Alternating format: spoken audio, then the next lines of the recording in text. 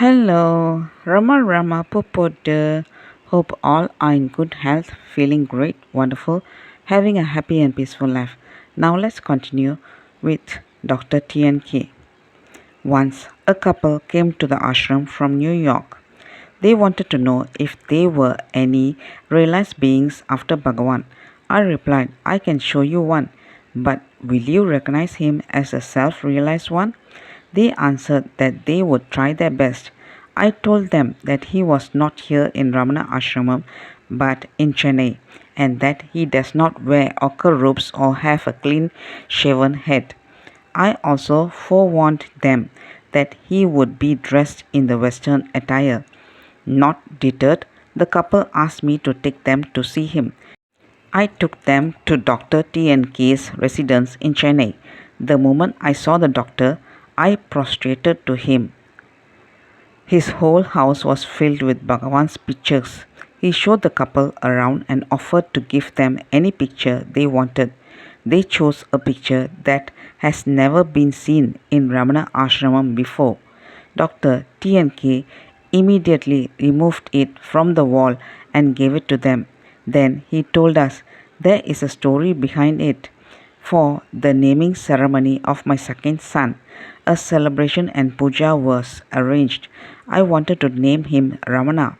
My wife objected to that. She said, by tradition, you should give him my father's name, just as you have named our first son after your father. As I could not object to that, I reluctantly agreed. The function was going on, and as per tradition, I covered my second son under a cloth and was about to whisper my wife's father's name in his ear. Suddenly, this framed picture fell off from the wall onto my back. For me, it was as if Bhagavan himself was telling me, give him my name. So I named him Ramana. When Dr. TNK was on his deathbed, I went to see him. Seeing him, I wept. He chided me. Is this your understanding of Bhagavan's teaching? Look at me. I am looking at Bhagavan beckoning to me. I am going to him. Why should you cry? Come on, wake up. I said, I have one doubt, doctor. You are a millionaire. You have acquired many properties.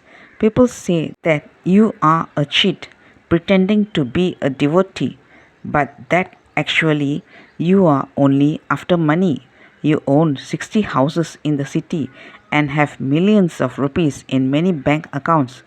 Dr. TNK smiled at me and said, yes, I own all these, but they do not own me. He continued, I am advising you. Do not pay any attention to anything outside of yourself. Property or no property, they are all untrue. The silence within you is the only truth. Focus your attention on truth. Bhagavan is calling me. Bhagavan blesses you, Ganesan.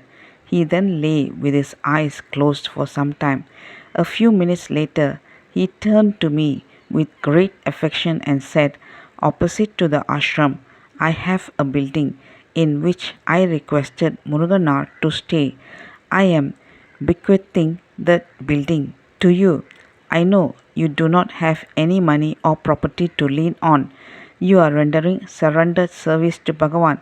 You should not suffer in the future for want of anything. Please accept it. Reverentially accepting his offer, I touched the feet of Dr. TNK and took his leave. Very recently, I surrendered this building to Ramana Ashramam. After a few days, Dr. TNK, Bhagavan photographer, merged fully conscious with Ramana Arunachala. That's all, folks. Let's continue in the next chapter. Thank you. Bye bye. Rama Pupoda.